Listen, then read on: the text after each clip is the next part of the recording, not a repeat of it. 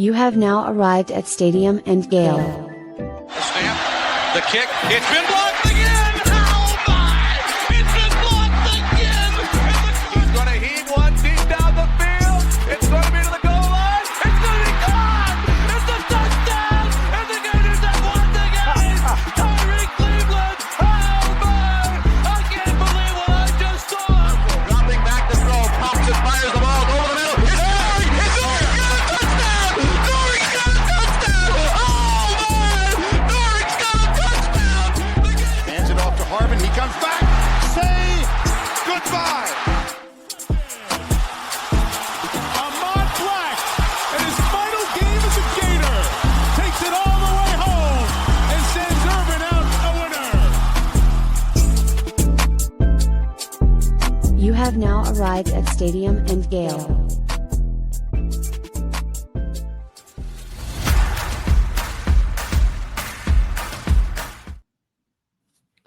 Boys and girls, ladies and gents, this is Stadium and Gale in the list.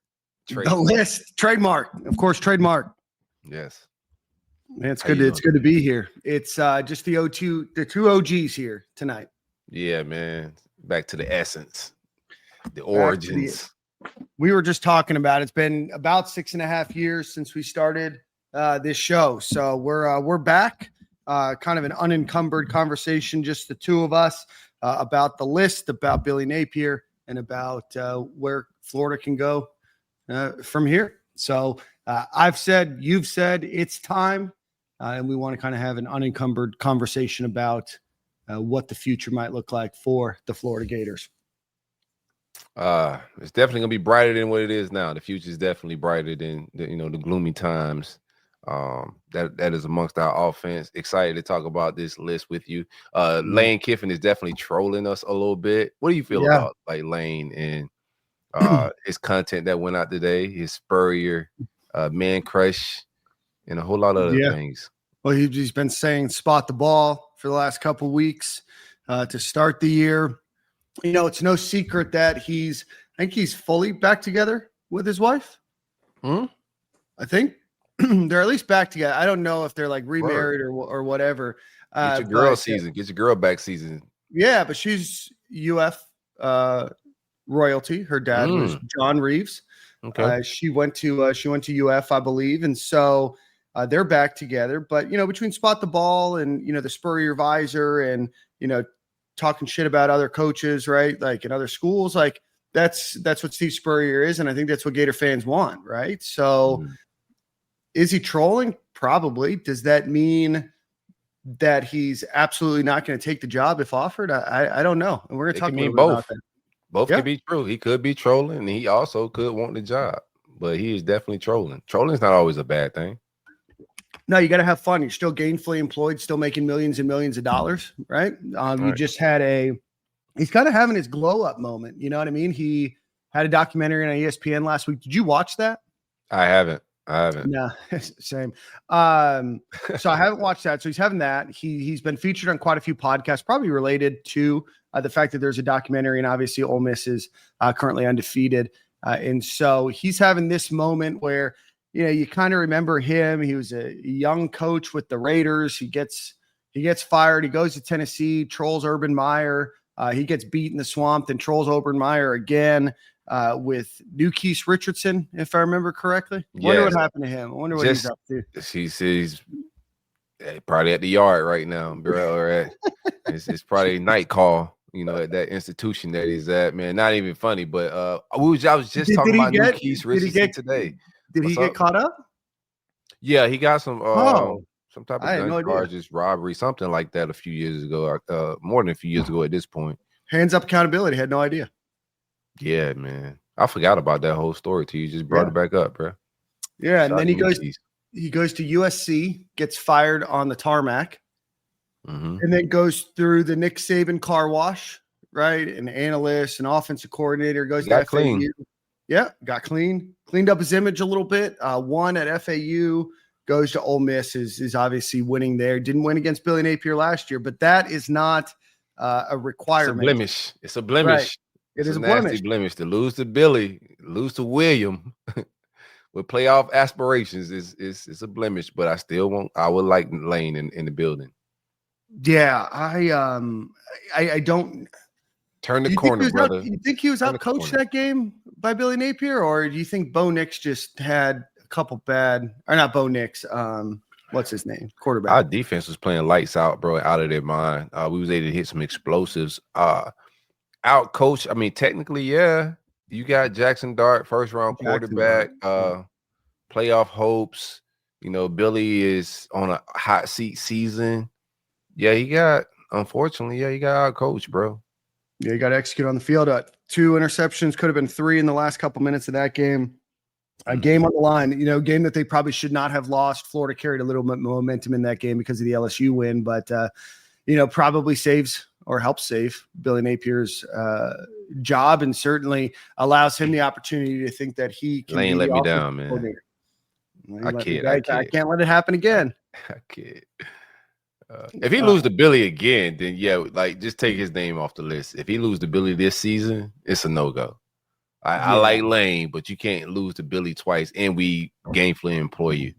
No, that's a good point. For tens probably of millions of dollars. Yes, buyout, everything. It just doesn't look good on paper. Billy Napier is getting about 7.5. Lane would probably cost 10, 11. I don't know if they've state income tax in Mississippi. I think they do. I'll chip it in, man. I got $50 a month on it. Yeah.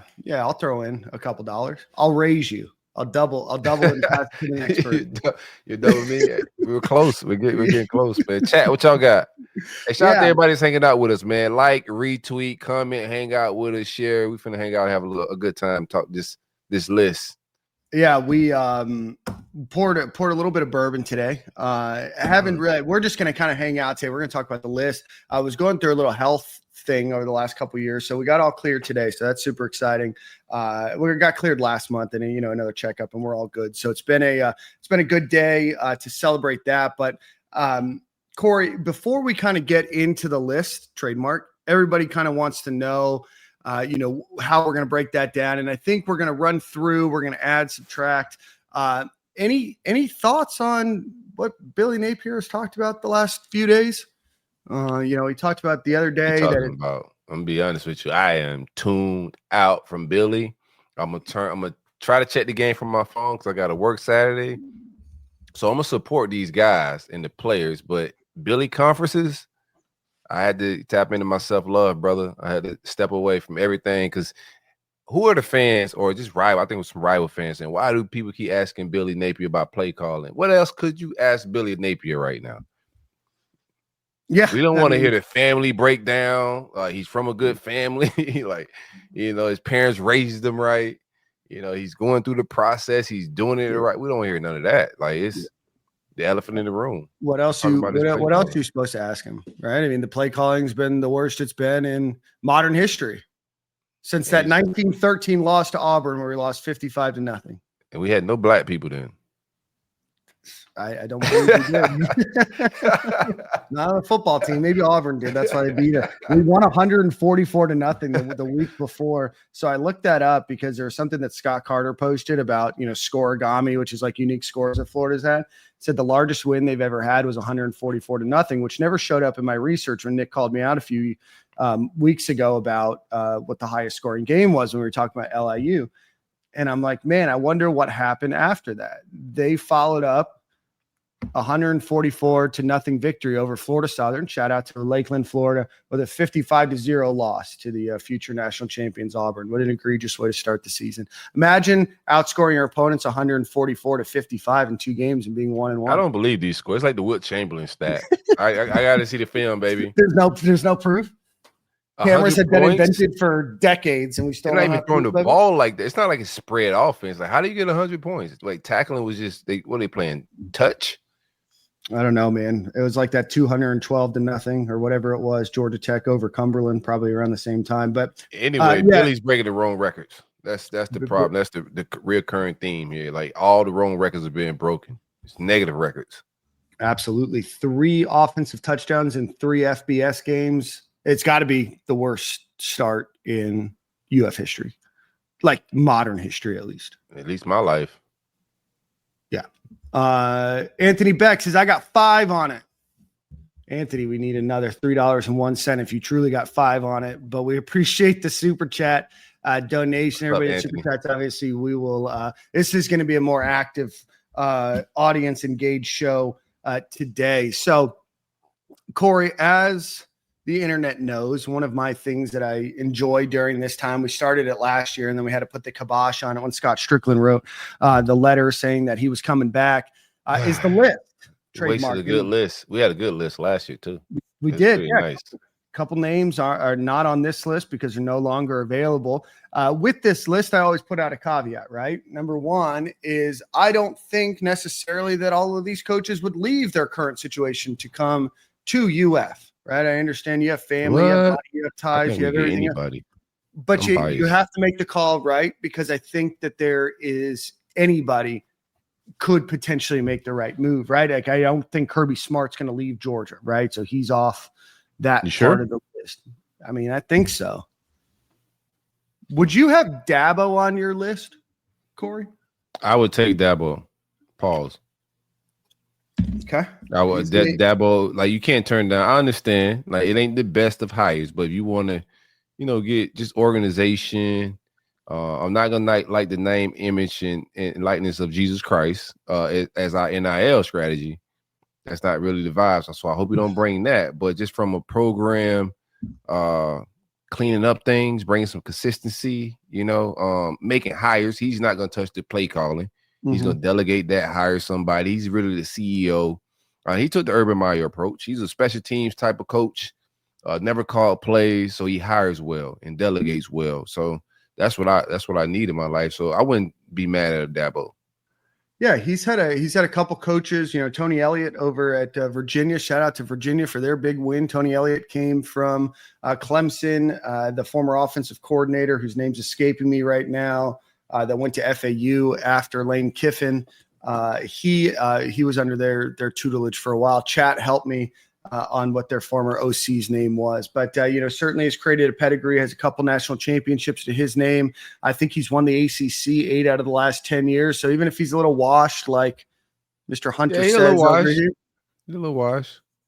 He ain't full-fledged washed. He ain't full-blown washed. He's like pre-washed. Okay. Yeah. On the washing machine, you got the pre-wash thing. I do. He's pre-washed. Yeah, you get when you go to the barber shop and you get your hair rinsed before they put the shampoo and all that in it. He's just got his hair rinsed, and you're probably right. He's never washed my hair to get a haircut before. It's not a black thing at all. Oh yeah, I can see why it wouldn't be. Yeah. You make a valiant point there. So, I think Dabo still has years left in him. Obviously, it seems like the Clemson fans are getting frustrated. He seems like he's getting frustrated. Obviously, he didn't adopt to the transfer portal the way that most coaches did. I think this is the first year that he's taken anybody out of the transfer portal. A couple, 3 losses on the year so far. I think that they probably still rattle off a pretty good record. So, yeah, you got some interesting guys on your list that I'm interested in talking about because I like. All right, let's do it.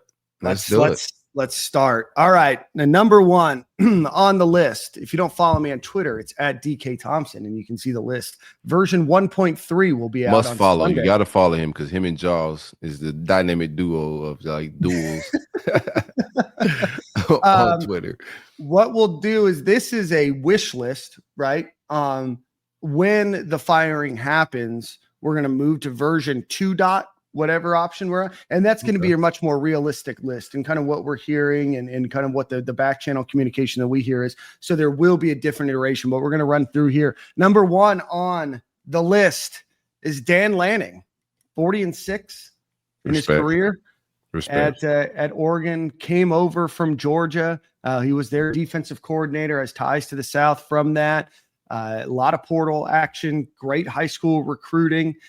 Defensive coach, but with Will Stein. Now, I don't know what would happen if Will Stein, if we were able to figure out a way to swindle over Dan Lanning to UF. Thought you get both.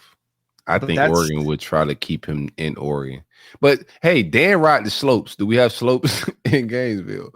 Not those kind of slopes, Corey. Not those kind of slopes. if you go to Frat Row, I think you can go skiing. But no, I mean, but the nice part about it is he gets the private plane, and I know Billy Napier gets, X amount of days that he's allowed to take the private plane for personal usage. And so, Dan Lanning can head up to, he can go up to North Carolina or West Virginia if he just wants a quick weekend. He can head over to Utah, Colorado. The plane probably has some mileage. You can get up to Whistler. You can probably fly right into Steamboat Springs instead of flying into Denver and driving up. So you gotta go to Columbia hiatus and hike and retreat like you, man. It's all right, back to the show. We're derailing. I'm sorry. Yeah. We've got people that are important in my life that are listening to this show. And so Dan Lanning, obviously, probably on this list, he is the most. It would be the hardest to get, in my opinion. He turned down Alabama last year. Yeah. Has a big buyout because it's Nick. Yeah. So Dan Lanning, number one. I mean, I think he would be on anybody's list. You'd be stupid not to have him on your list. Do I think he leaves? No, probably not. He's got a good situation. Like, why not? Right? Florida State poached Oregon. Miami poached Oregon. I think we do to poach Oregon. Like, we're up next. It's like a big three thing. We all go poach Oregon. Let's make it a thing. Yeah, and that to me is why I think, Phil Knight obviously has a lot of money. He wants to win. I think Oregon's in a slightly different situation now than they were under Mario Cristobal and Willie Taggart in terms of the momentum that they have. They're in the Big Ten now. They have that kind of bread. But does Dan Lanning want to do the Friday game against Rutgers? Right. Is that something that he wants to do? Does he want to do the Saturday afternoon Iowa game? Does he want to do, the Penn State game at noon on a Saturday? I don't know. Right. That's a lot to ask, out of him. Where's Dan Lanning originally from? I looked that up last year when we had our list. I can't remember. Oh, he's from Kansas City, Missouri. They're right in the middle there. So I was going to say maybe to bring it closer to home, but a hell of a start to his career. When I was graduating college in 2010, he was a special teams DB and wide receiver coach at Park Hill High School or South High School in Missouri. Then went to Pittsburgh as a GA, Arizona State as a GA, recruiting coordinator the next year, then Sam Houston State, then Alabama as a GA. It's a lot of GA years. Hopefully he has a couple degrees at least out of that. Yeah, Memphis, if you don't play the game well, you got to do a lot of GA years, bro. That's right. Memphis for 2 years, and then Georgia outside linebackers coach, and then gets promoted to DC under Kirby Smart. Now you can imagine that it was Kirby's defense that he was running, but they're for their DC for the 19, 20, and 21 year before taking over Oregon. And so when a lot of people talk about it, and we're going to get through some of the coordinators here and even one position coach, it's like, man, Oregon did position coach. Let me ask you this. While we're talking Oregon, right? Yep. So say Dan Lanning is a guy that came through the ranks, as you said, like didn't have a lot of experience when he did get a head coaching job. Like he was a coordinator and, came from position coach, in that Bama Saban tree, etc. So you look at Dan Lanning's tree and there's a Will Stein guy that everybody is kind of interested in, similar thing. He's doing well calling plays in Oregon. Coordinator, no head coach experience. Does he potentially just crack the door of the Dan list TM? Yeah. Will Stein is on the list. He's on the list? Okay. Yeah. Maybe very good. Let's just pull up the list. Why don't we do that? Well, why not? Let's look at it. Yeah. I like Will Stein, by the way. I like Will Stein. All right, so let's do this. We will. Mr. Marquis said absolutely not. Shout out to my guy. What's up, man? Thanks for tuning in. Hey, y'all smash the like button, man. It don't cost nothing to show love. Retweet, share, comment, subscribe on YouTube. But press that like. Love is free. Yeah, so super here chat too, if you want to chat. Super chat. We've got 593 of you here. So I don't see 493 retweets and I don't see 101 likes on YouTube yet. So go hit that real quick. Haters amongst us, man. We'll give you a second to go do that. All right. Well, there's the second. All right. So Dan Lanning 1, Lane Kiffin 2, Marcus Freeman 3, Brent Key 4, Kurt Signetti 5. Then there's Will Stein at 6. I'd bump Will above Brent Key and Kurt for me personally, but keep going. Yeah. And Kenny above Kenny Dillingham. Go. Clark Lee, Brian Hartline. I think that's going to be one where you and I talk. Then Rhett Lashley, and then Jeff Lebby. Jeff Lebby barely made the list this time, and I have some good reason why, and we'll kind of get into that. But that's the list. I've said this multiple times. One, the list is fluid; it's going to move around.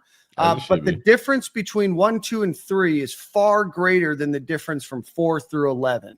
There's a big gap there. It kind of gets jumbled in the 4, 5, 6, 7, 8 range. Then you probably take a step down, 9, probably a step down, 10, and probably a much larger step for 11. Can I give you like one quick objection? Yeah. I think you really trying my guy Rhett Lashley at 10. Like you really disrespecting Rhett Lashley as a play caller, a head coach, and a crew. So this is my thought on Rhett Lashley. We can talk a little bit more about him in a second. Is I think of the schools that it's going to be the hardest to get a coach away from is going to be Dan Lanning 1 and Rhett Lashley number 2. Might break the bank. SMU has bred that UF would dream of having in one contributor to the program, and they have probably 15 of them that are similar. I have a friend of mine who has a quarterback that he's training that is being recruited by SMU. And they went to dinner, and there was 3 billionaires at that dinner. UF has a billionaire or 2 that are involved, but one of them is the co-founder of NVIDIA, and he has zero interest in supporting Florida Victoria. All right, one more gripe with the list. Okay. I don't know who invited Brian Hartline to the party. I invited Brian Hartline to the party. I don't know why. Why did he get an invite? He's Billy Napier 2.0. He's Billy Napier Jr.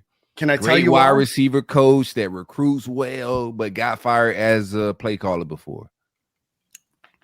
Did he get fired, or did they have the opportunity to bring in Chip Kelly? So same thing. This is the way that I look at it, right? We can't be upset at looking at other options and saying, hey, maybe that person isn't the best play caller, but willing to relinquish those responsibilities and hire somebody. And maybe that guy is now your best recruiter. Maybe that guy is a talent evaluator. Maybe that guy's a player developer. I think that the coaching position is changing, and I think that this is an opportunity to really change. Florida, this young fella. Let me see how old he is, man. Brian Hartline. Yeah, probably late 30s or very early 40s. He's 38 years old. Former Miami Dolphin legend. He's a jit. He's younger than me. So is Dan Lanning. Dan Lanning's a different type of jit. He ride the slopes and don't even care. He ride the slopes on game day. Yeah, that's one thing you can do in Oregon that you can't do here. It's a different type of guy. Brian Hartline. I like who he is as a recruiter. I just don't know enough about him. Yeah, as a play caller, as an organizer, he's interviewed for some smaller head coaching jobs from what we've heard, right? But I don't have enough. Yeah, that's probably where he should start. I don't like him on the list. I think if we get down that far, Corey, we've missed the mark. But you got to include some people. And the reason I think that I've included, I put Fran Brown on before I put Hartline. Yeah, I know Fran is a popular name. Fran, is in the fluid category. He's not off the list, just not quite on. I need to probably see a little bit more stability there. I know he's got a couple wins. They beat Clemson a couple of weeks ago, and I know we talked about Dabo, but I don't know yet. No, I don't want Fran on the list. I'm just saying. Oh, okay. You just would rather have Fran than Brian, but I would put either on the list. But okay. 10 is a lot of coaches too, to be honest with you. So I don't have. I'm criticizing your list without a list. Yeah, the commit me is taking notes here. No, Brian So this is what I was getting at with Brian Hartline, though, is I think that you now have an opportunity with a general manager to take off some of those responsibilities that you might otherwise have when it comes to managing, analysts and roster management and all of that, right? So what is your head coach doing? Are they going to be the one scheming the game, or are they going to be the one that maybe attracts a big name that can scheme, a similar type of offense that you want to run, but maybe we get a coach that's more involved in the overall game? And, you're talking about, I think Brian Hartline was, first team all Big Ten years in the NFL, learned under Ryan Day and Urban Meyer, about how to run a program. And I think that's valid. That's some good pedigree. Does that mean that I would want Brian Hartline as option 1A? No, but I do think when you're talking about recruiting, when you're talking about kind of a splash name in the recruiting world, maybe talent attraction, certainly his development ability, he's probably individually put more first-round wide receivers in the NFL than any current coach that's coaching. Or my thing is, I think I like the chat because they're saying a little bit of the same thing I'm thinking. Like I'm sure we thinking it's just not when I look at our head coaching situation right now, I know for sure we don't have a top 5 smartest. I don't know, bro. Just like football, innovativeness, and a lot of things that come along with this. We don't have a sharp guy that's gonna out chess people. Mm-hmm. And the next Florida coach, we got to know that he's a sharp guy for play calling, even if he delegates it. He's just a sharp guy that can out chess, and we think, okay, like Will Stein, he's not a head coach, but he's gonna cause Kirby Smart some hell. Like I know that's a real chess match, right? Regardless how it shake out, I just know each Saturday we got a guy that's gonna scheme and gonna cause some problems, and they gotta respect his mind. So that's first. Brian Hartline would just be a figurehead, organizer, CEO, but I wouldn't, like, as far as game planning wise, respect his mind going into a matchup versus Kirby Smart or the top SEC. Bro, got some sharp coaches, and we're at the bottom tier of it right now. Like Sarkisian, all of these dudes. Nobody's perfect, but Elko, all these guys can flat out coach. Their football intellect is on a high level. Mm-hmm. Yeah, man, I think that just warrants the question is how involved is the head coach going to be in calling the game plan? Right now we have a coach that only focuses on one side of the field and he calls everything that's a part of that. Could somebody like a Brian Hartline attract an offensive coordinator that he can trust to say, you take the reins on offense, get a guy that's going to run the defense, and then you're just kind of overseeing the game? Again, not my top choice here. He's not option 1 for me. But I think if you're thinking a little bit outside of the box, it's a little bit of, what are we going to call it? A little bit of a name to create some controversy. Right? I'd riot. I'd riot. Okay. That's what I do. Yeah. All right. Well, Brian Hartline. The committee will take that into consideration. Please do. Because I would riot. Any boosters listening, we would riot. My buddy Sebastiano said, can he bring Jeremiah Smith with him? Probably. That'd be great. Absolutely. That'll be part of the. He says that in an interview. I could bring Jeremiah with me. Does that help me land the job? Bring the other ones too. You got a bunch of 5 stars there. Florida boy, Tebow. Bios. Hire Tebow. I don't. Recruiting skyrockets. Urban would be in his ear. I would take. I think Tebow's smart enough to know that he shouldn't be calling the plays. I don't think Tebow is at all interested in coaching, man. I don't think he is. I'm just saying, if we're playing fantasy coach a little bit, bro, like I think Tebow would definitely nail the whole Christian side of things. Like he'd do that better than Billy. I think he'd be a better coach than Billy. Let's hire him right now, interim, like just to finish on some hoorah. I just can't imagine being married to Miss Universe and deciding to give up 100 hours a week to be with football. Kids. Yeah, you're right. He's got a young one. He does his charity work. He does his missionary work. I think Tebow's fine. I don't think Tebow's coming.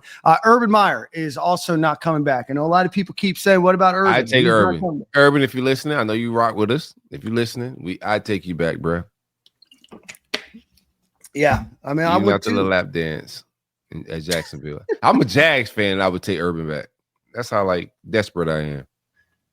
He said that he had interviewed or was reached out to by some GM jobs and said he doesn't really like where college football is now. And so, I think Urban lives over in like Sarasota, Siesta Key area. I think he lives right before the bridges to get over Cortez. And I think he's living his life. And I think he owes Shelly some time. I think, he's got some things to make up there. Hopefully he's not listening. And hopefully everything's fine. So some things to make up. All right, Corey, before we go back to the list here, Cliff Kingsbury, former Texas Tech. He's in pro right now. Yeah, he's pro. I think he's with the Commanders. I don't think you want to come back to this. Yeah, he's with Washington, but yeah, the OC at Washington. I take Kings just doesn't really want to recruit good offensive coordinator, play caller. Maybe if he changes ways, but I like him as a play caller. I don't know if I want him to be the CEO of my football team right now. Yeah. Kings is not the guy for right now. Maybe when the Billy hire, but not right now. We need somebody that's. He left Houston pretty quickly to go to Texas Tech. Got fired from Texas Tech. Went and became the OC at USC for 9 minutes before Arizona hired him. Mm-hmm. And it didn't work out at Arizona. He's been with Washington, obviously with Jaden Daniels and Lauren and who else? Debo Samuel, right? He's got pretty good situation over there. I think he's made his money. We saw his house in Arizona during the draft during COVID, and it's funny how people don't think Urban Meyer wants to come back, and then somebody just said Saban. Shout out to Sean Saban. Saban, you think Saban is coming out of retirement to come to Florida? No. He's got too many Geico commercials to film, and what Verbo commercials crazy. I like those. the one where he's sitting there and then he's in the bathtub or the spa or the pool, whatever he's in, doing the lawnmower stuff. So I don't think Nick Saban is coming back. Jed Fish, another name that people are going to talk a lot about. What? Hard no on Jed Fish. Under 500 still as a coach. I know Jeff Lebby is too. There's a little caveat there, and his buyout is $10 million. If you pay Washington $10 million for Jed Fish, what are we doing here? That means you have bread and you just didn't want to spend it on the right person. Yeah, you're riding the slopes with Dan. Lanning. All right. Yeah, Dan Lanning. Dan Lanning, that is. Yeah. All right. Lane Kiffin, obviously, a lot of top 10 seasons, couple New Year's Six Bowls, first 11 win season in Ole Miss history. This is what I want right here. Mark me down for Lane, bro. I'm full-fledged Lane train, bro. Do I think we're going to get Lane? No, because this university likes to break my heart when it's time to hire coaches. That's what they do. Every time I want to hire a coach, I yell out these names, and they just go the opposite direction. So, but I would love to have Lane Kiffin. So Lane is at Ole Miss right now. Ole Miss is not a top 15 job. I think that Florida is a top 15, top 10 job in the country. I start to think of the other top 10, top 15 jobs in the country, and I think how many of those schools would hire Lane Kiffin? And you start to dwindle that list pretty quickly. Personality fit, culture fit, location. I mean, Florida's really, Alabama maybe would, but there's very few schools on that list of the top 10, top 15 jobs that I think would consider Lane Kiffin. Mm-hmm. And is Florida that opportunity for him to get that highest echelon job and be the alpha in the alpha conference at the alpha school? You're not winning no natty at Ole Miss. No. Yeah. They're still heavily in the transfer portal. Wouldn't have to be at Florida. Probably has to be at Ole Miss. No, we upgrade your life, Lane. This whole wet dream you have of Steve Spurrier, we can make that come true, Lane, if you're listening. Big fan of Lane. We'll create a reel and we'll tag him in it. I think Lane is not a guy Scott Strickland would vibe with. Why do you think that other than Scott's reports? Lane? I'm just joking. I can't. Don't blackball me. Yeah, we got to go to SEC Media Days next year, Corey. It's going to be right there. Like right there. We got to go. You got to keep it seems like I don't know, Lane is a rebel. He speaks his mind a lot. He's very outspoken. I don't know if he fits, but if we got Lane and Ty Golden on campus, it will be absolute fire. And I think you would keep a lot of the transfers from happening. I think you would hit the portal. Kids are going to want to play for Lane. I think Lane just makes the most sense, bro. From a play caller perspective, the coaches want to come coach for him. Mm-hmm. And the coaches he'll be able to pull. A guy like Brian Hartline, I don't know what type of coaches he will pull. Like, who wants to go coach for a guy that has no experience and risk like their future, right? Like, coaches gonna want to coach with Lane Kiffin. Like, look at this staff right now. You got Pete Golden. He got some killers over there. Mm-hmm. So I think he makes the most sense, bro. And I think whatever it costs and what it needs to get done to get, because we suffered through some terrible hires here. That they fed us some coaches that shouldn't have been. We should get more splashes than what we've been getting. Mm-hmm. And I think at this point, you know, the type what college football is at, NIL world, the roster we have right now, this team's ready to win next year. You know, if you get the right coach and you keep this team intact, even if some of them leave, bro, you got the core pieces gonna stick, and you can plug and play in the portal. Lane's pretty aggressive in the portal. He's landing good kids in the portal. I think Lane makes the most sense. Yeah, I think by far his offense coordinator right now, Corey, you know who that is? Oh, yeah. Yeah, Charlie Weiss Jr. He started at UF when his dad was the offense coordinator for Charlie Weiss here for just 1 year, right? Yeah, they say he was riding around in the wheelchair, man. He was riding around on the cooler, the motorized cooler. Oh, that's what it was. I don't think the scooter holds enough weight. Yo, man. I think his dad lives in Ocala. So, maybe Charlie Weiss Jr. says, "Hey, we're ready to make the move. I'll go with you." Yeah, man. My dad will get you a membership, get you a membership over at Golden Ocala, do some stuff at the World Equestrian Center. His daughter can transfer to UF, get a degree that's worth the paper it's printed on. Oh, man, this is crazy. The arrows point. I mean, it was the name last year. If you sell if it's like everybody know what time it is. You get Lane Kiffin, you sell out tickets. I think he's the guy to fix a lot of. There is no fixing. They just kind of tarnish and didn't develop Lagway to this next season properly. But Lane is the guy for the job, bro. I think from a quarterback development standpoint, scheme fits got to matter this time. I think Florida hasn't gotten a guy since Urban Meyer that actually fits, the identity of Florida, explosive offense, how to handle media, understanding the fan base, understanding the culture. Like, Kiffin fits all that.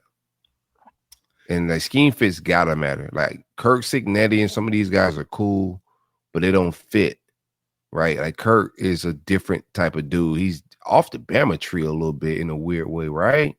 Yeah, I don't want any of those quirky. I like Kirk Signetti. I think he's good for Indiana. Yeah, right. Like the culture of Indiana, who they are, the expectations, all of that, who he's playing, it fits. But I think he's a little McElwain-ish in my mind when I view him. So I think fit matters. He was only at Alabama from 2007 to 2010.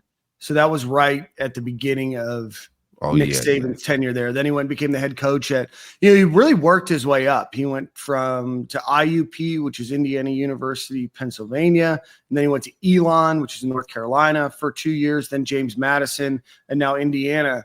135-37 as a head coach, 6-5 in D1 playoffs, 4-3, and that includes FBS and FCS. On 4-3 in the Division II playoffs, has 3, 5, 8, 9 championships. Coach of the Year, and numerous times. It was the Sun Belt Coach of the Year as well. He won a bunch in 2014, and then was also the CAA Coach of the Year in 2017 when he was at Elon. So, a guy that's been a lot of places, definitely has proven himself more as a head coach than a Jim McElwain or somebody like that part of the tree. You know what I mean? Bro, Kurt didn't get his shot till he was like 105. Well, I mean, yeah, for sure. He started coaching in 1983 and didn't get his first head coaching job for 18 years. Yeah. But moved his way up the kind of the old fashioned way. You take the wide receiver job. You go to IUP, then Elon, then James Madison. James Madison was really good when he was there. He was walking to each job. Say what? That's why it took him so long. Yeah. 64 years young. Obviously wouldn't be a long-term coach. I like Kurt. I like Kurt. I agree with you, though. Again, whenever the firing happens, whenever we're all rejoicing in the streets, banging our pots and pans like we're. I might hang from the light pole like the guy doing the basketball game.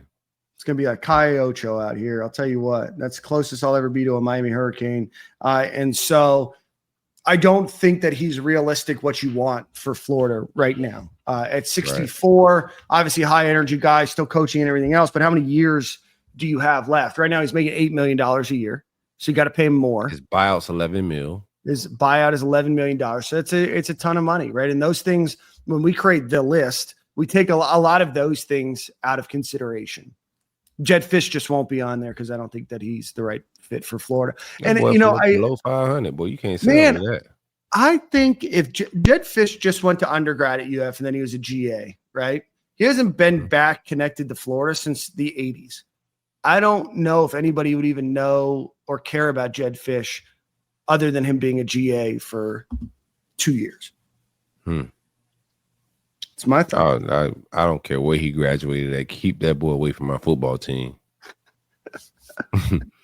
All right. So Lane is, I think everybody's number one and probably the most realistic. Marcus Freeman, head coach at Notre Dame. Obviously went to the national championship or went to the semifinals last year, right? To the Natty.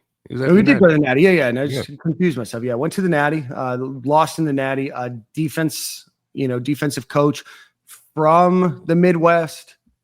Would he leave for Florida? If Ohio State ever opens up, that's probably a better fit for him. Would he leave? I don't know. I know that the boosters love him there. I know that they've given him everything. I know he's beloved in the community, very involved in the community up there at South Bend and the greater South Bend, Indiana area. But does he look at this as an opportunity to get rid of some of those harnesses that are in place at Notre Dame, right? The academic component of it, the weather component of it. It's a Catholic school, not that you have to be Catholic to go there. Does his style of football and his ability to maybe be able to get some of those guys that he can't get at Notre Dame. Missing gangsters at Notre Dame. I saw it at the Miami game. He missing some gangsters. Yeah. But his kids do get free tuition at Notre Dame when they go. He's got 6 of them. I mean, that Florida's degree ain't too shabby. I think you make the call, the vet, see if he's interested. Like you said, Florida presents a lot of, homegrown talent, like getting kids to come up to Illinois and visit. It's a hassle. They're a national brand, so they recruit their whole nation, but all of that's time consuming. Being able to consolidate your recruiting to the Southeast and lock in with such a rich recruiting ground, I think, brings some luxury, I would say. Also, like you said, the admissions and being able to get certain kids in, it's just difference, man. Like Notre Dame's cool and it's one of the greatest jobs in the country, but you're limited with who you could bring on that campus and, what you could do to compete with the teams like Miami and to get the national championships. They're a little bit more polished. They're not going to bring in a kid that's a fringe,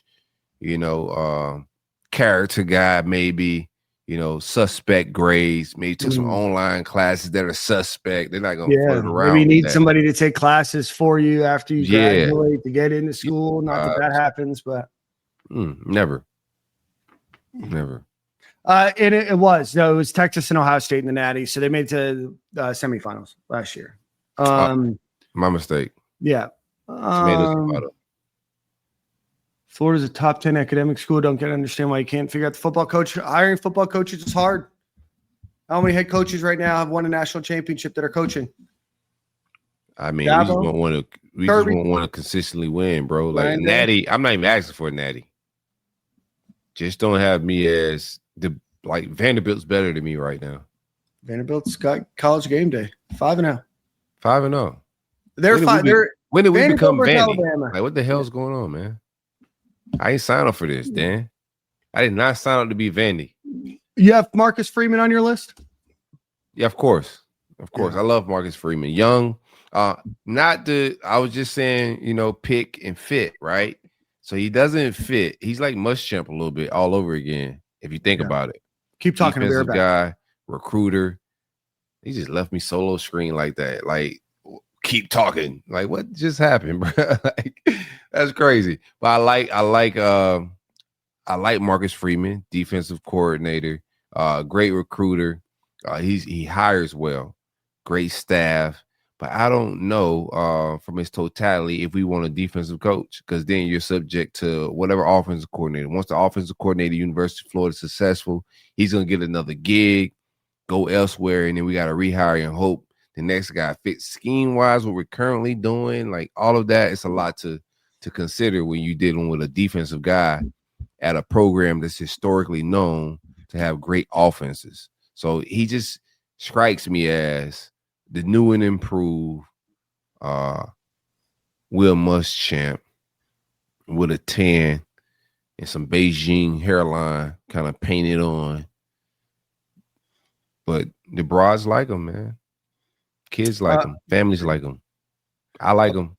Apparently, the boosters like him. Who, our boosters? Yeah. Yeah? That's the word on the street? That's the word on the street. It's the word on the street. Now you got a couple people that know, and I'm in the know a little bit, not with all of them. The word. The bird's the word, baby. Jacoby Jackson's out on Saturday. On Saturday? Yeah. Hey, man, rest yourself, Jack Cheese. Like, we no freight, brother. God got bigger things at play, my brother Jacoby. You gotta let God work. Sometimes you get hurt. All right. I love Marcus Freeman. I think Marcus Freeman do a hell of a job at the University of Florida. I think that you can go and you can hire an offensive coordinator. I think that you can attract a different type of person. At Florida, I also think what the fans and boosters want at Florida is going to be different than what they want at Notre Dame. We don't get a lot of the corn-fed offensive linemen that they get in the Midwest there. So it's kind of a different game here. What's his buyout? That's a good question, Scott. Shout out to Scott. We don't know. All of Notre Dame's stuff is private. As a private school, they don't release that information. I don't even know if we know how much he's making. It's probably low because they got him as an experimental coach a little bit. They did, yeah. When what's his name left to Brian go? Kelly. Brian Kelly. Yeah. Marcus Freeman contract. Sorry, I was typing in. No. $9 million. $9 million. That's pretty healthy. That's what his salary is. Oh, his salary. Okay. Buyout is under $4 million, but let's play ball. And they said that's what it was before. It was a reported $4 million buyout. But then he got a contract extension back in December. So tricky. You're probably looking at 10. Here's a name that I think will alienate the fan base, and that's Brent Key, coaching at his alma mater. Offensive line guy, forcing his quarterback to do everything under the sun. It wasn't a sweatshop. And so will he be as successful without King at quarterback? Outside of King, I like the total team at Georgia Tech to keep it a bean, right? Mm-hmm. I think they scheme well, they block well, they play well, disciplined football, not a lot of mistakes and penalties on both sides of the ball. But you bring Brent Key, Georgia Tech may keep that offensive coordinator from what I'm hearing. If you do poach him, most likely they're going to try to retain that offensive coordinator. So who's calling the plays for Brent Key at that point? But I do like Brent Key as that staff intact. But I think when you poach him, you don't keep that staff intact, and that's where the problem lies. Yeah, you make a good point. Georgia Tech would probably want to keep somebody in-house.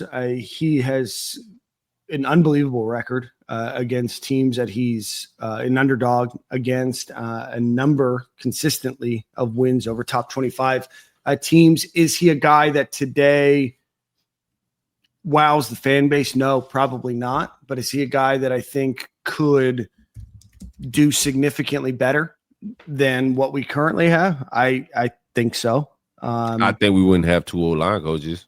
I think being 23-16 at Georgia Tech is a very good record. Very good record. He's overachieving at Georgia Tech for sure. By far. To be able to change the identity of what they are offensively, like they just been a military, Army, Navy type offense. And he's kind of normalized what Georgia Tech football looks like. It's not coming off as armed services football these days. No, I think that Haynes King has done an unbelievable job at quarterback for them. I think that they've leaned heavily into him. And, again, that's a question. What does Brent Key look like without Haynes King? But you can say that about a lot of coaches with their quarterback. It's Haynes Luther King, by the way. Yeah, my bad. Timothy. Timothy. So Brent Key made the list. We talked a little bit about Curt Cignetti, National Coach of the Year, currently at Indiana, 4-1, I think, right now. Or no, they're undefeated. Yeah, they're undefeated right now. Yeah, no, they Kurt, we talking greasy to people, man. Yeah, they beat USC in a closer game. No, that was Illinois. Sorry, they beat Iowa in a closer game. So, again, and no, Brett Bielema is not on the list. Somebody asked me the other day. Brett Bielema tried. I think Brett Bielema is in a perfect spot at Illinois. No, Brett Bielema is talk about not a fit. Yeah. Terrible fit. Will Stein. Here we go. The offensive coordinator. One of my guys, man. I like Will.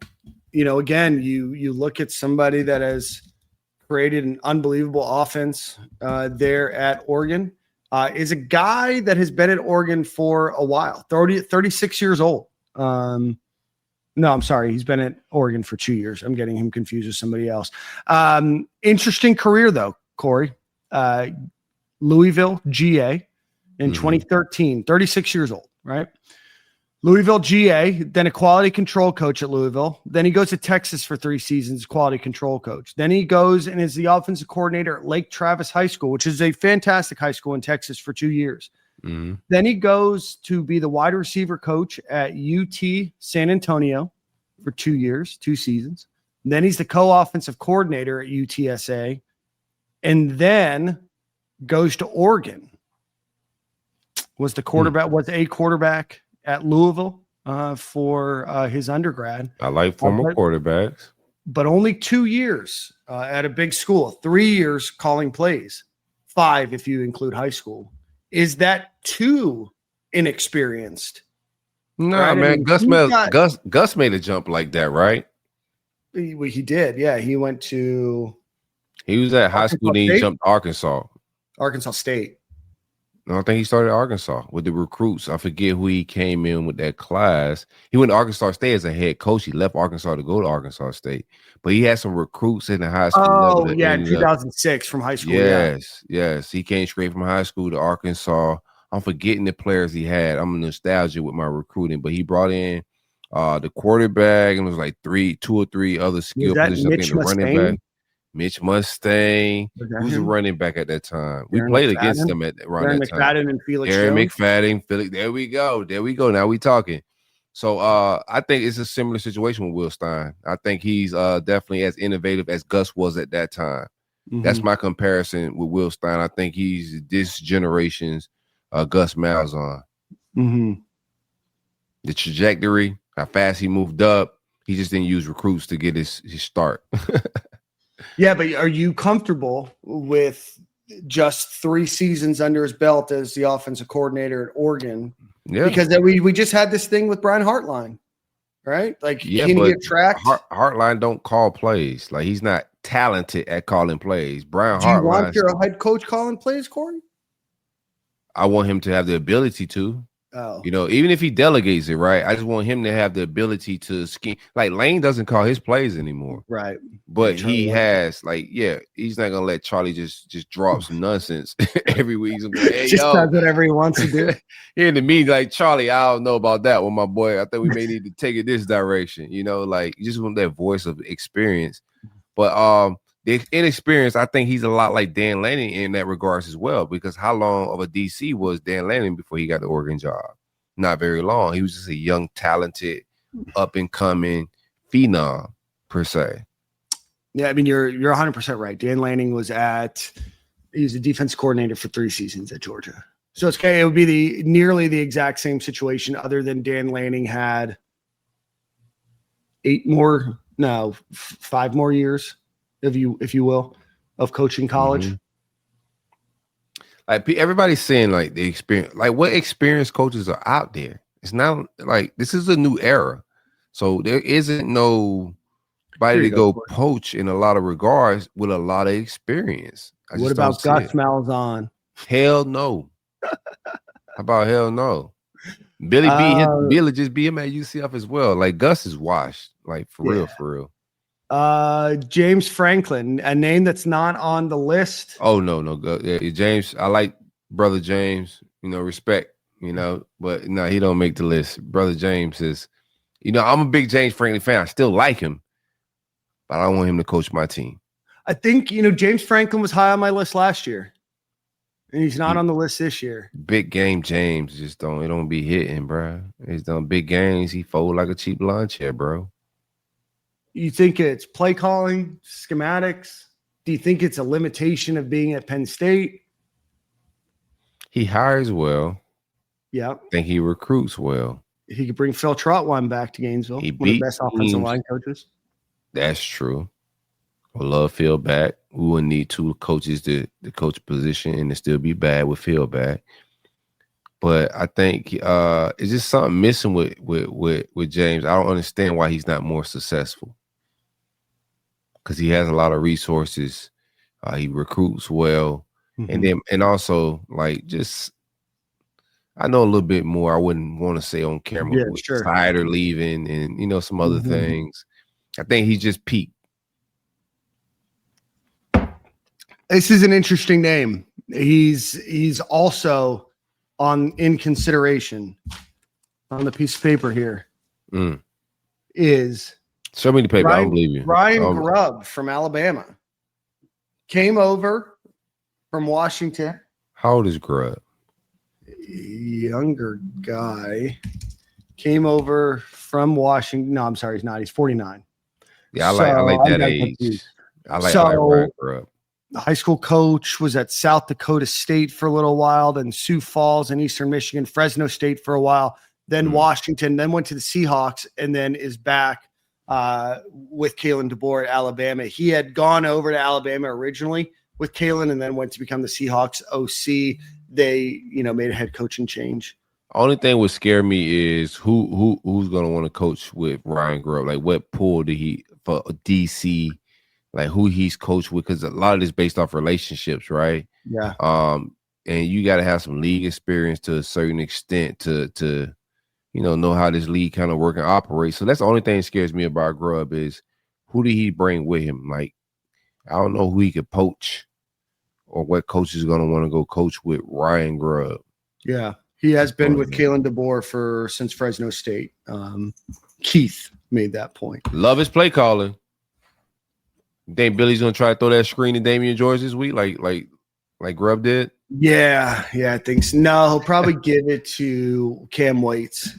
Been trying to get him that makes more sense. Tackle. Yeah.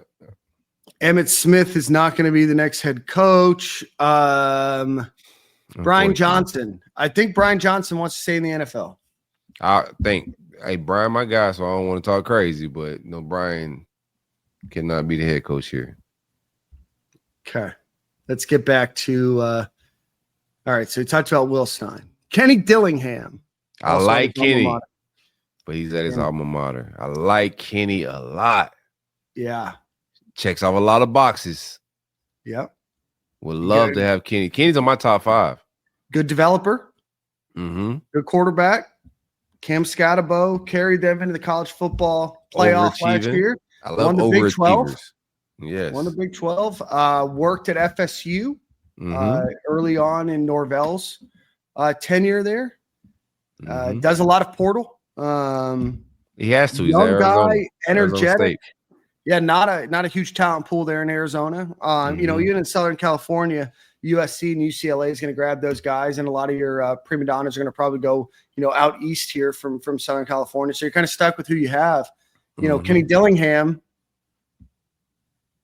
I think almost makes perfect sense for Florida. Yeah. No, I'm with you. Young, offensive guy. Got You in my some top pizzazz five? to Yeah, him. he's in my top five. So I got Kenny Dillingham, Okay. Rhett Lashley, Will Stein, Lane Kiffin, and then who am I missing? Did I said Rhett Lashley? Yeah. Clark Lee. Matt Rule. Matt Rule. Okay. Matt Rule. Those are my top five right there. Matt, like that top five. I get any one of those. Like I'm cooking with hot grease. Like my lies is back in full fruition. Okay. Talking greasy. Yeah, I love Kenny Dillingham. I think that he'd be an unbelievable hire. He's at his alma mater, but does that make a huge difference? I don't know. Right now, Arizona State has a ceiling. He had never win anything at Arizona State. Love Right. yourself, son. Get back to the Sunshine State. Show up your old boss. Mm-hmm. Love Kenny. Kenny's going to be hired next week. Kenny was a little too low now that I've released the list here. Yeah, you gotta get Kenny on there. I like Matt Rule in Nebraska too. He whines a little bit about NIL. I don't like that part of it. But other than that, I think he's putting a pretty good outfit on the team on the field each and every week. Yeah, 50 years old. Matt Rule came up. That's the sweet spot around 50. Through the ranks, position coach. I was at Temple for a while. Went to the NFL for a year. Became the head coach at Temple. Then went from there to Baylor. Did well at Baylor. Went to the Carolina Panthers. Struggled in the NFL. A lot of coaches do. And then is at Nebraska now. 62-57 as a coach. Won the AAC in 2016. Was the Sporting News Coach of the Year in 2019 and the Big 12 Coach of the Year in 2019 as well. Very nice. Played at Penn State. Almost wonder if Penn State ever moves on from James Franklin, if Matt Rule is the guy that they go after. I don't know enough about his offense, and I don't watch enough Nebraska football to know. I think he would be able to bring most of his staff, and I think a lot of it would translate, you know, what they do defensively, offensively. Like you've seen some of his staff go to Florida State, and it translates a little bit. So I think what they do, like schematically, translates to other leagues. That's why I like him. I think he's super organized. He's a leader of men. That locker room speech sold me, bro. Like, yeah, when he was like that, just that competitiveness, you know, like, bro, we need killers in this game. You can't have all this passive, nice Bible study vibes. I'm a Bible man, but like sometimes you gotta thump it. Can't just be passive in there, Daniel. But, I need the energy, man. I think I've seen 2 clips of Billy Napier showing energy or enthusiasm for anything. I just never bought it. I need a coach that is not loses his temper, but I need somebody closer to Will Muschamp than I need that person. Yeah, I think I need a Will Muschamp grabbing on the face mask. If you just keep jumping offside, you just keep holding. Like, come here, son. Let me talk to you real quick. Up close in person. Smell my breath, bro. Like, if you don't get this play right, like my breath's gonna get stinker next talk, bro. Like, tighten up.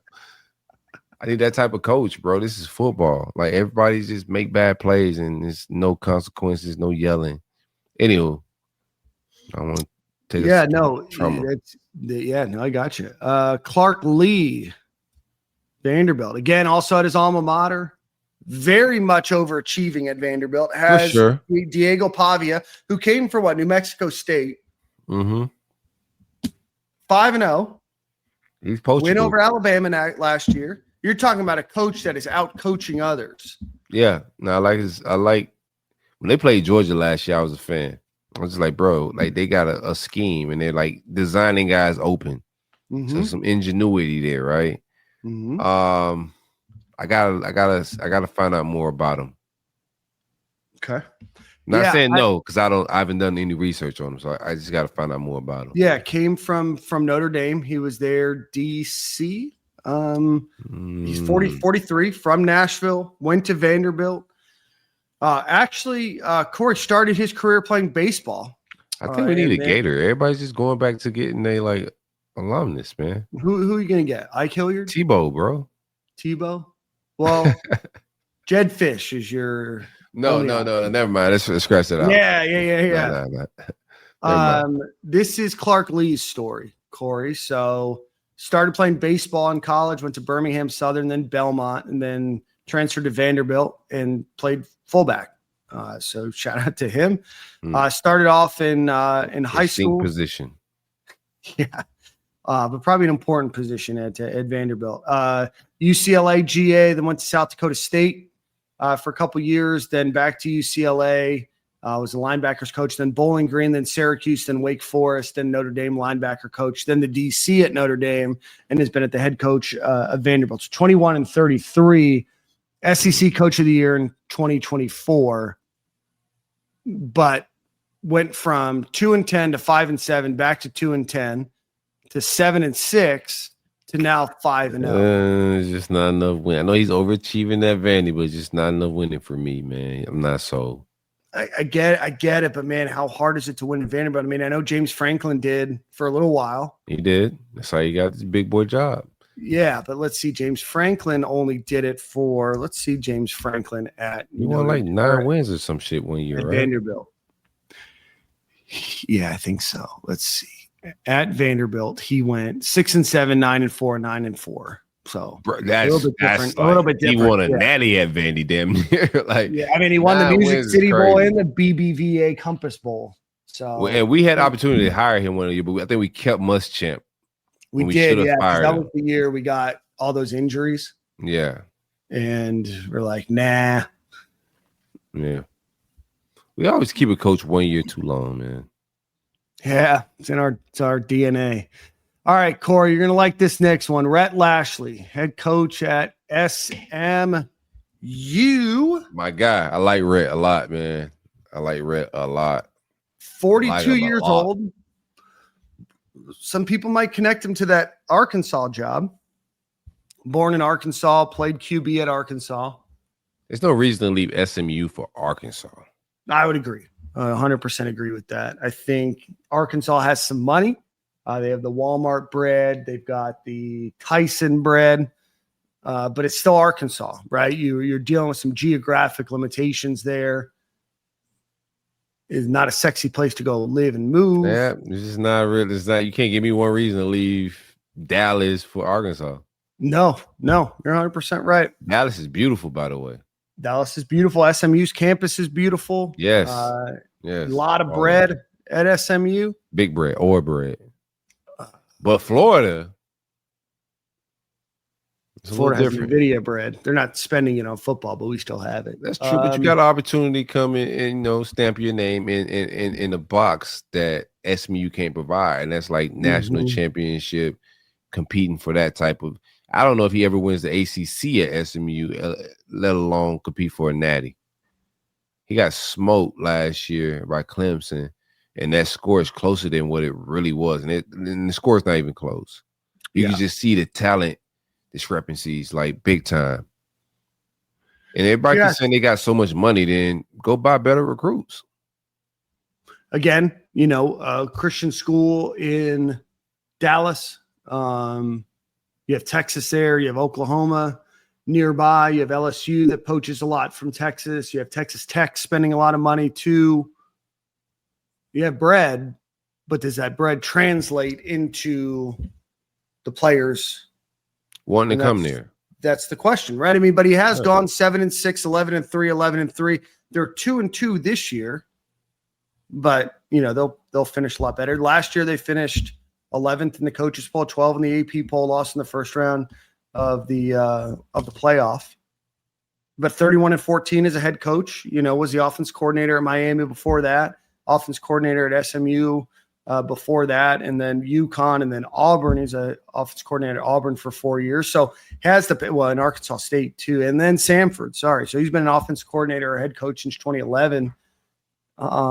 He just got right to winning. I like coaches that show they can adjust to the roster they got, talent they got, and go get wins. They're not looking for this long, drawn out success and flipping of the roster and flipping of change. So I like that he got to winning pretty early at SMU.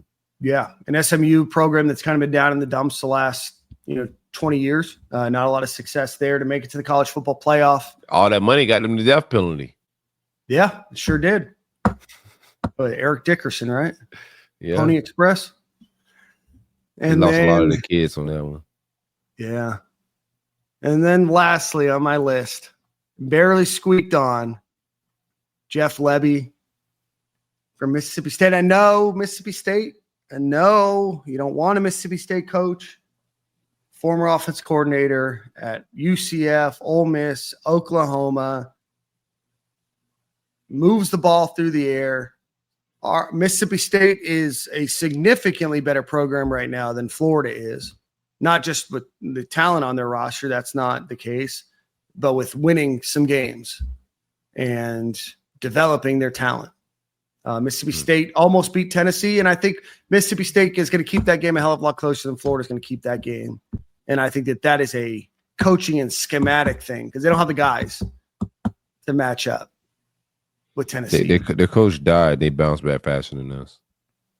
Jeez. Rest in peace to the Pirate. It's crazy, man.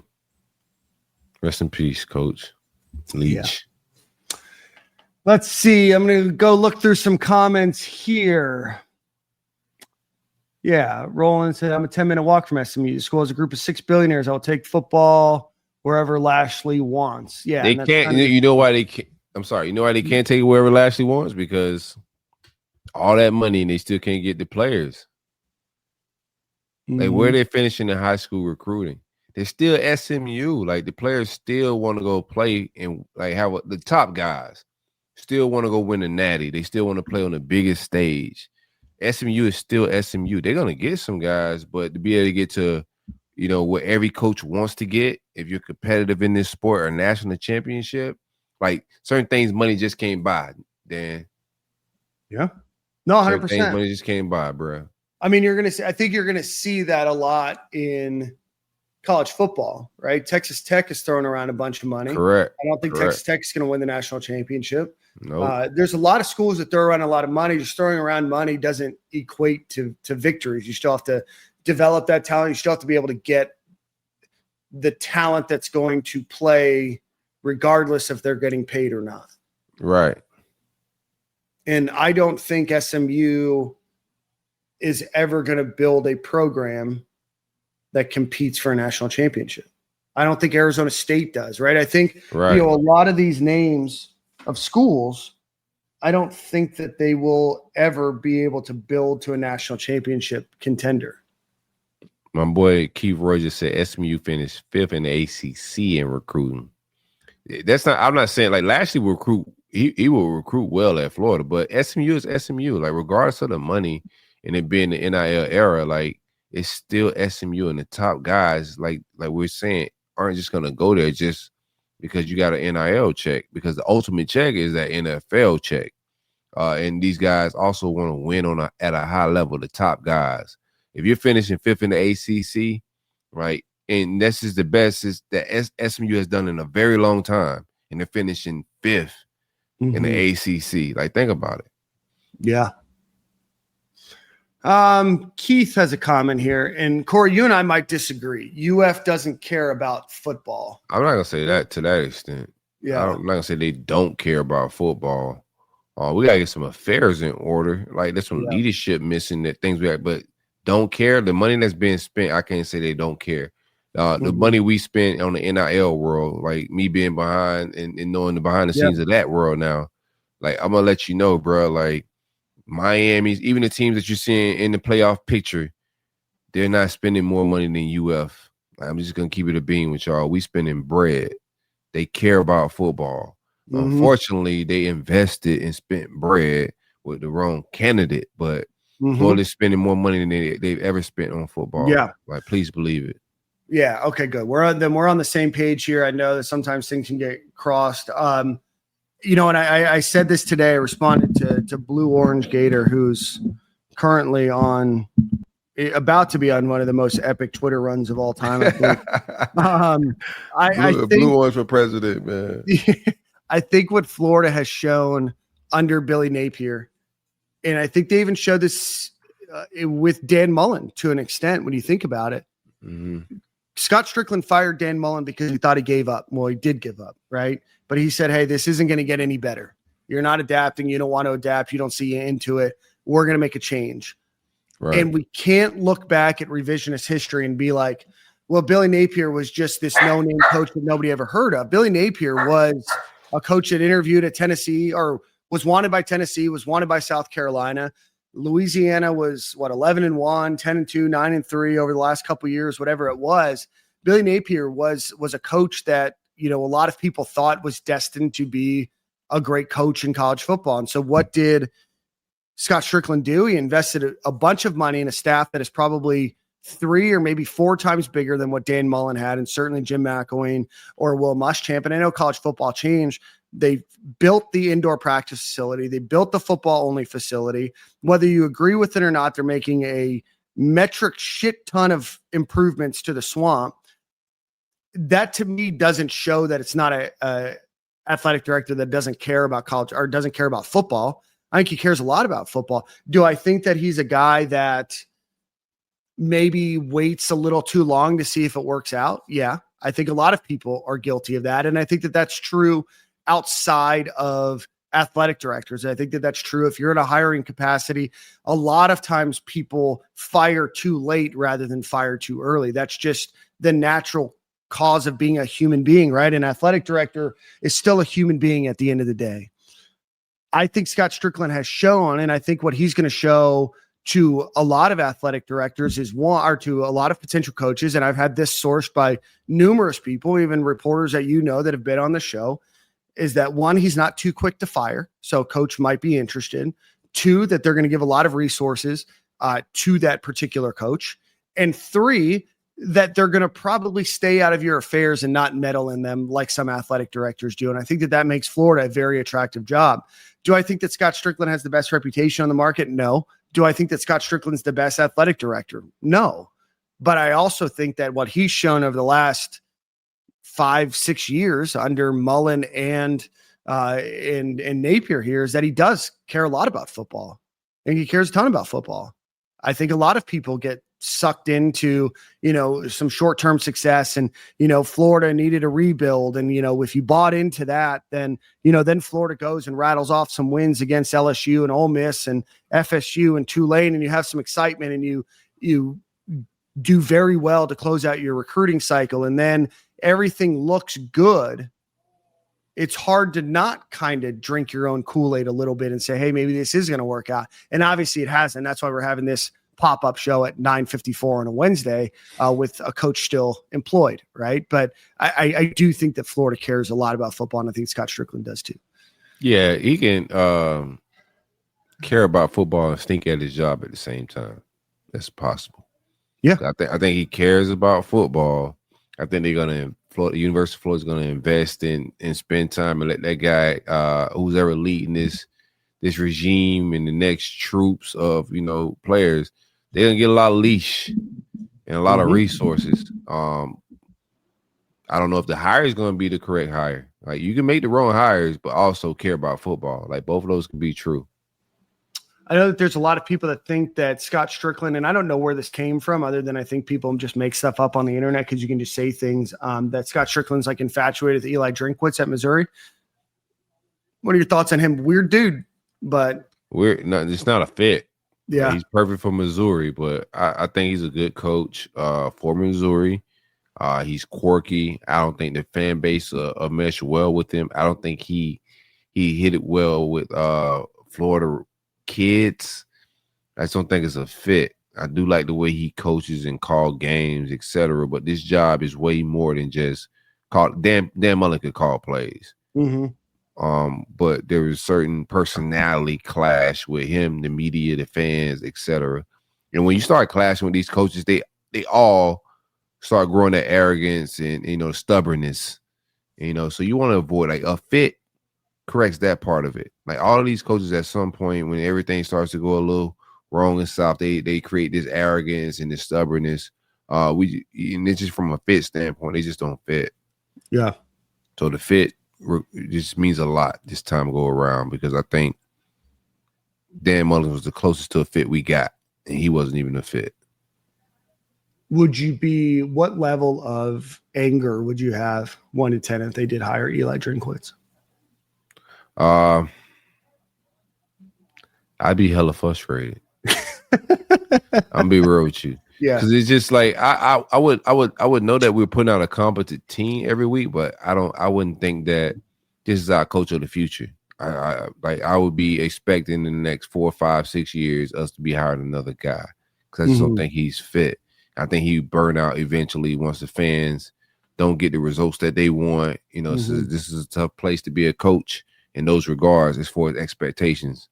We're gonna be cool with 8 wins and 9 wins at first, but when you keep churning those out, 8, 9, 10 wins, not getting over that hump, I don't think he's the guy to get over that hump. You need a young superstar. You need a Steve Spurrier, Urban Meyer type hire. And that's why I keep going young, innovative, off the radar type. Only 42 though. Only 42. But his quirkiness is about 85. Yeah, no, I 100% agree with you there. Hell, bro. Interesting. You got to think about this, Corey, right? And I'm not advocating he's not on the list, right? Appalachian State, he's there for a year, goes 12-1, then goes to Missouri. No, he goes to Missouri during that COVID year, goes 5-5, then he goes 6-7, then 6-7. Then he goes 11-2, 10-3. Now they're 5-0. He can coach. Dan Mullen had success at Mississippi State, but I mean, I'm not advocating. I mean, this is what do you think about him as a recruiter? Fine. Coaching Missouri is different. I don't know anything about Missouri's quirky. He's quirky. Perfect. Missouri is quirky. I mean, expectations are lower. He's from Oklahoma, but was raised in Alma, Arkansas. That's nasty. Went to school. Can't help who you're born though. His father was a high school or a college player, I guess. I'm just trying to look at his story here. Son of a coach. I don't think he played. Sounds like Billy. He coached with Gus Malzahn in Arkansas. In 2004, he went to Auburn as a QC coach. I liked his team. Every team he's put, even when Missouri so-called had down years, he just never really put an incompetent. So, like I said, I think we'll be a competent football program. I will never worry about losing seasons if he's here. But I don't know if we get a championship run with him on a consistent basis. I think he has a ceiling. Yeah, no, I think you got to break this down into who can win a national championship and who can put a competent product on the field. Right now, Florida doesn't have either. So, yeah, unfortunately. I would love competence. I haven't seen competence since before Dan Mullen quit. Yeah. I mean, truly, we were living back some memories of Stadium and Gale before the show started and being at the Cush House watching that. Oh, man, that Georgia game. What a game. I never blinked. I never was nervous, man. I had Killer Kyle at the quarterback. I knew Dan was going to scheme. I said, bro, we're not out of this. We're good. We're good. Scheming Daniel. Scheming Daniel. Man, we was podcasting our ass off at that time, Dan.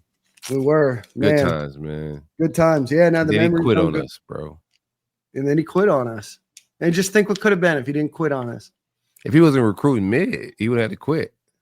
Yeah. He was just recruiting mid. I got tired of lying about that too. It's like, all right, Dan, listen. Get it together. We got 6'5" receivers that can't separate. But now they're extremely good gunners in the NFL. Yeah, it's true. Potential first-round draft picks. Let's see. I'm trying to think if there's anybody else here. What do you think, Chip Kelly? No, man, I think he burned Florida once. I think the UCLA thing didn't work out. He went to Ohio State, and then he jumped. Here's a mess, though. Now that, like, no. I'm not saying that. I'm not really taking that. What I'm saying is he left UCLA, didn't work out, right? Mm-hmm. West Coast guy goes, wins a national championship, and then immediately goes and jumps to the Raiders. Mm-hmm. Right. And so is he, well, he's an older guy now, right? He's an older gentleman. He was, when you're that age, you're not a guy anymore. You're a gentleman. Yeah. 61 years young. Yes, gentleman. That's a gentleman. Apparently doesn't like recruiting, never really liked recruiting, was out of college for a while when he was with the Eagles and then the 49ers. Safe to say, pretty poor. I can't do chip anymore. Last time I called myself chocolate chip and we didn't land it. I forgot about that. That was crazy. Man. That was egregious. Man, there's a lot of people still saying Jed Fish, man. We're just not going to. No, that's not happening. We're not going that direction. Hey, Nathaniel Rodgers, your name is what I think about Jed Fish. Nathaniel. It's not happening. Nathaniel Rodgers. Corey, do you think if Florida loses on Saturday that it's over Sunday? I think it's over now. No, like, do you think it's like officially? Oh, officially. Oh, yeah. I think Billy Napier knows it's over. Yeah. I think losing Saturday kind of, you just got to go ahead and drive that nail in the coffin. We're going to talk about this on Games Day Eve, but that Texas defense is tough. I don't know if this is the game. I know there's some bye weeks talk and Lagway's figuring it out, all of that stuff. I'm always be positive in those regards. I want to see my guys play well, but that Texas defense is not the defense where Dan Mullen figures it out. I don't think this year you coming out of the ashes of a bye week and just start going on a run, and I don't think that's what's about to happen, man. I think stay locked in on the coaching search, fellas. Just ride with us in the list. Who do you have as your interim in your mind? Brandon Spikes. Somebody said Brandon Spikes. Do they think he would be able to attract good coaches? Man, Brandon Spikes hasn't been a professional coach in his career yet. You just need a hoorah guy. Like seriously, like there's nobody. You let Russ call the plays. Yeah, you let Russ Callaway call the plays. You let the defense stay intact as it is. But I think just you need somebody to galvanize and just hype these guys up to start playing. With a little bit more spirit, because they're gonna be down because they like Billy. You bring in a former Gator in those regards. He's around the program. But I think that's your move. Nobody on this staff is equipped to be a interim head coach. Like none of these guys, Jaluk, you can't have him. He may fight pregame, and then what you got? Who's the interim after him? Like, nah, bro. I think it's a guy like you bring in Brandon Sykes, man. Brandon Spikes. I'm sorry. I think what's like the biggest indictment is that we've not seen like any coach at Florida really go off to be anything under Billy Napier's career. Like none of them have really gotten major promotions. None of them have become head coaches. They're not fit. This entire staff is not qualified. I'm not gonna say that. I'm sorry. I'm cool with some people on this staff. In its totality, this is one of the most experienced. And I harped on this on the offseason. When you look at the experience in years and games in the SEC, we are at the lowest experience-wise of hours coach, days coach, games coach in the SEC. This roster is very inexperienced, and you can see it on Saturdays. Ron Roberts is not that good of a coach. Like, I'm just going to be honest with you guys. Ron Roberts is not that good. He's okay. I mean, there's some other issues with Ron Roberts that you can check the internet about too. Yeah. Well, Robert should have been gone. Like Will Harris, the reason he left, there's a lot of people that left in the right regards in hindsight 2020. Like, I don't like how nasty some things got, and unprofessionalism was way certain people left. But if you behind the scenes and when a fire happened, stories are gonna come out like they always do. But Will Harris wasn't completely wrong with why he left, and how that went down. Ron Roberts keeping his job was a little bit to do with that. The streets know. We'll talk about that later in the firing or something. But I don't think this staff is equipped to be a SEC staff. In this experience, we look outclassed, and that's because when you look at the amount of starts and the inexperience on paper, it looks just like that on game day. Yeah, I think especially on the offensive side. I'm sorry. Yeah, I think the only potentials you have, I think Jaluk would have maybe been a potential before he slapped a kid, is Ron Roberts or maybe Billy Gonzalez, just from a age being around. I mean, interim coach doesn't matter, right? Like, what are you winning for? Nobody on the staff is going to. What is Ahmad doing? I think Ahmad would do it. He finally gets a chance to be on staff. Just anybody, bro. Like, I need a former player, but nobody on this staff really. I don't know. Whatever. Ike Hilliard just got fired from the Falcons. Bring him back. No, we're just kidding with you. I don't know. It's going to probably be one of those couple names. It doesn't matter. I don't know about holdovers. We can talk about that when it actually happens. But that's it, man. You got anything else? No, I'm excited on this journey. New beginnings. The talent is rich.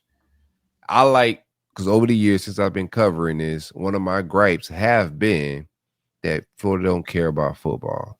And I don't feel that way anymore. So that's what I'm enjoying about like this next turn. It's all about making the right hire and getting the right people in here, but the care, the money invested, our NIL is strong. I don't have any reservations in no regards. I think we got the right thing going. We just got the wrong coach right now.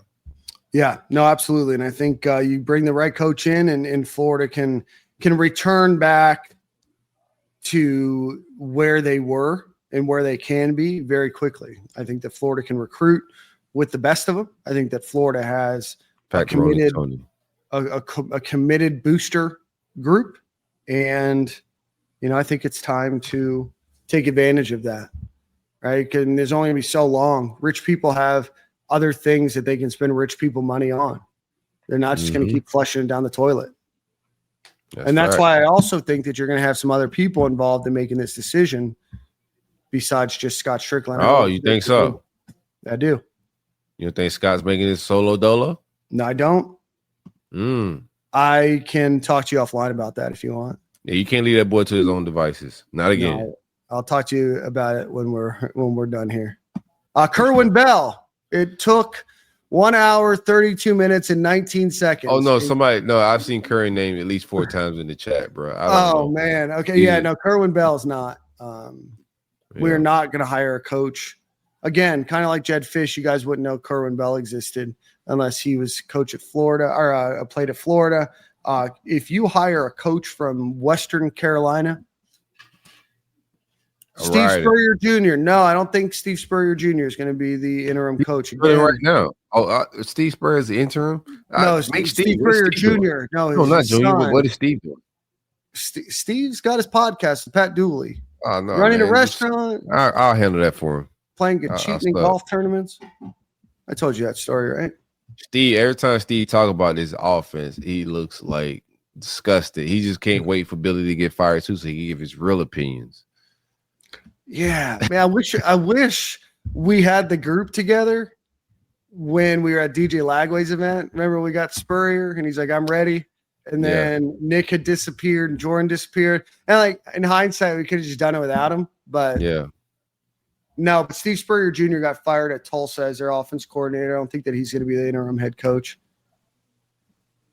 Yeah, the apple didn't fall nowhere near the tree. Y'all should do a segment on red flags in general. Remember the Ernest Graham tweet. Scott, can you share the Ernest Graham tweet? I got so many. No, Ernest Graham, this was in the recruiting time, and I think coaches got fired. Something was happening right after signing day, etc. It's a lot of red flags, bro. Like We'll remember revisit that them. now. There is a lot of red flags, bro. I mean, and you think about it, you got rid of, you're now on your third defensive coordinator in 4 years. You fired Corey Raymond. He's doing all right for himself. Yeah, You fired Jay Bateman. He's doing all right for himself. Yeah, bounce back all right. You've made some other changes. Armstrong's doing okay for himself at Texas. I mean, Houston. Yeah. Kerry Colbert left the first chance he could get. You lost your strength and conditioning coach to Boston College.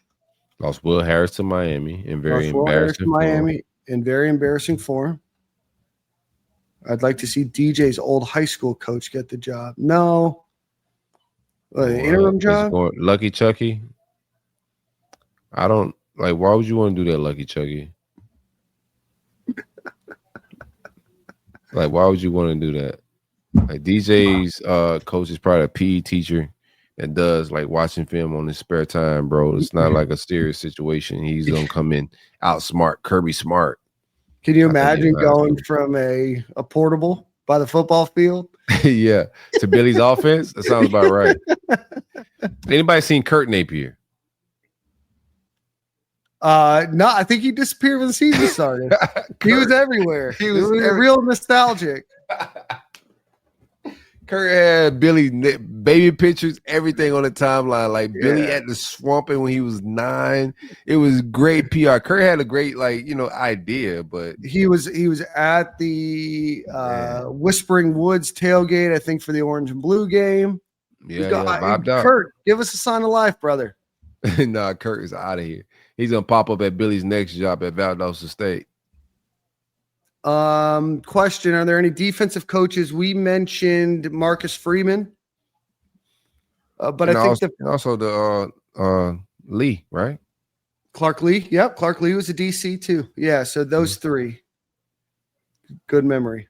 I think Florida's always thrived with an offensive coach, and I still think that that's where their identity is, and they like putting up points. I obviously love the elite defense, and you had that, under Charlie Strong and Bob Stoops and everybody else. Bob Stoops also somebody mentioned. Why don't we hire Bob Stoops? We are not hiring Bob Stoops, brother. Like, what is wrong with y'all? Bob Stoops was calling defense when, spread wasn't a thing like that, bro.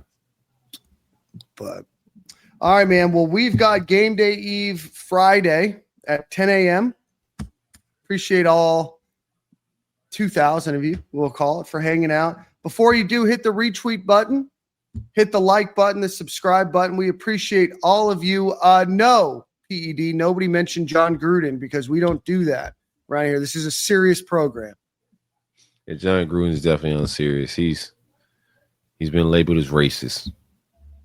I'm not saying that he is. He does have that label. I'm pretty sure Florida is not going to put their fingerprints on a guy like that right now. One thing we're going to do at Florida is keep it uncontroversial. That's true. Down the middle of the road, baby. Straight as an arrow. Straight as an arrow, bro. Yeah. You got to be careful now, too. Got to be careful. Oh, yeah. You get this day and age. We're going to have people looking back at every statement they made since they were a child. So for sure. 100%.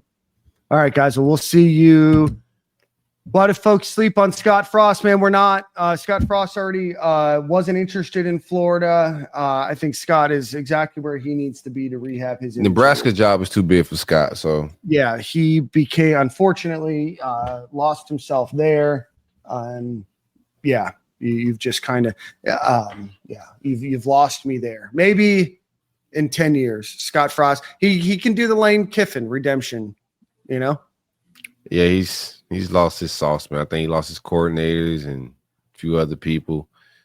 Maybe if my guy wasn't at Tennessee, he still had him around. He'd still be thriving better, but Heupel's gone. It hasn't looked the same since Heupel's left, in my mind. Yeah, no, you're 100% right. Alex Golish was a name. I don't see it just yet. Nah. I know he beat Florida. But Florida beating Billy is not a barometer. That's why I need Lane to kind of right that ship a little bit for me this year. Yeah. I need a head coach. I love Lane Kiffin, but I almost need a head coach. It's like not on the social media stuff and everything else. Just doesn't let that stuff bother them. I think me and Lane would be a perfect duo on the timeline. You think Lane would come on the show? I think so. Hell yeah. Me and Lane would we could tear these trolling streets up. Like we're a little hero with the trolling. You think Lane Kiffin's ever had a Lane followed me, by the way. I know, I remember that. From the roll-up days. Yeah. Yeah, for the roll-up days. Hey, hit him up, ask him if he wants to come on the show when we do our I want to poach your coach segment. I'll say, man. I think so. I DM'd him before about coming on the show. He never responded. So, oh man, he was at FAU at the time too. Let's try again. Okay. All right, guys. Well, we'll see you Friday, 10 a.m. Thanks for joining.